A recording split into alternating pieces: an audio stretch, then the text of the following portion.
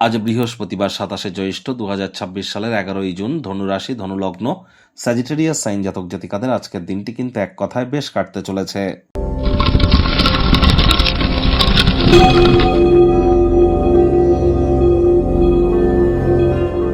ভিডিওটির শুরুতে স্ক্রিনে আপনারা দেখতে পাচ্ছেন বৃহস্পতির বীজমন্ত্র ওম গ্রাং গ্রিং গ্রং স গুরাবে নমঃ।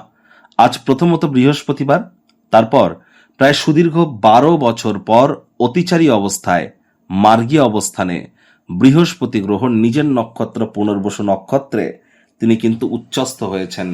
নৈসর্গিকভাবে শুভ গ্রহ বৃহস্পতির উচ্চস্থ বা অতিচারী অবস্থানে গুরুত্বপূর্ণ একটি প্রভাব আমাদের সকলের উপরে আরোপিত তিনি করতে চলেছেন এখান থেকে প্রায় 31শে অক্টোবর পর্যন্ত।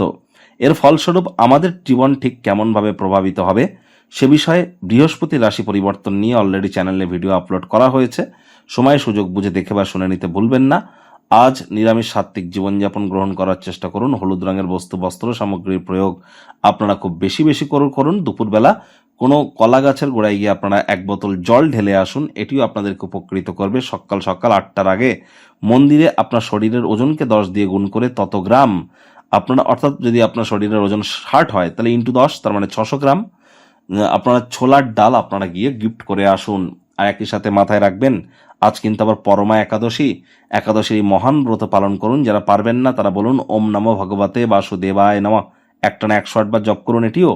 আর যারা একাদশীর মহান ব্রত পালন করবেন তারা অবশ্যই রাত্রি জাগরণ করুন, মাটিতে শয়ন করুন এবং বিষ্ণু সহস্র নাম পাঠ করতে যেন ভুলবেন না বা শুনতে যেন ভুলবেন না। ভাগ্য মিটার আজ আপনাদের বলছে 8 আউট অফ 10। ভাগ্য আপনাদের অনুকূলেই থাকবে। স্বাস্থ্যগত ব্যাপারে আপনাদেরকে একটু সাবধানতা অবলম্বন করেই চলতে হবে। কায়িক পরিশ্রমের কারণে শরীরে ক্লান্তি আপনারা অনুভব করতেই পারেন।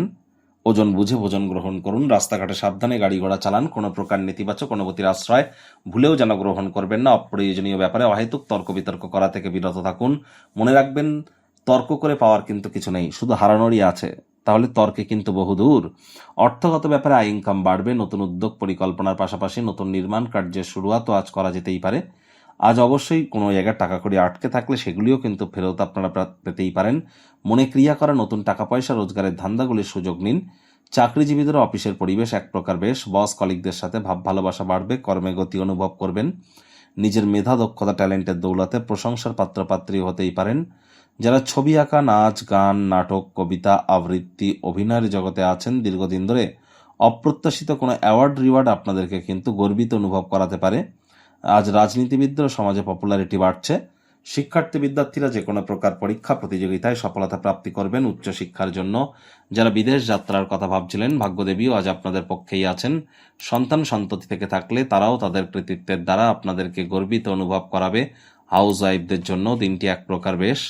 প্রেমিক প্রেমিকা স্বামী স্ত্রী দিনটিকে যতটা সম্ভব রোম্যান্টিক করে তোলা যায় সেই প্রচেষ্টাই তো আপনাদের জারি রাখা উচিত। অবিবাহিতদের বিবাহের যোগ পরিলক্ষিত হচ্ছে। যারা প্রেমে পড়েননি তাদের জীবনে স্বপ্নের নারী বা পুরুষের আগমন আজ কিন্তু হতেই পারে। একটু প্রচেষ্টা আপনাদেরকেও করতে হবে। পরিবার পরিজনদের সাথেও ভাব ভালোবাসা বাড়বে। গৃহের পরিবেশ শান্তিপূর্ণই পরিগণিত হবে। পারিবারিক কোনো অনুষ্ঠান বা গুরুত্বপূর্ণ সমারোহের জন্য দিনটি অত্যন্ত শুভ। শত্রুপক্ষ বিরোধী পক্ষ আজ কিন্তু একটু হলেও শক্তিশালী থাকছে।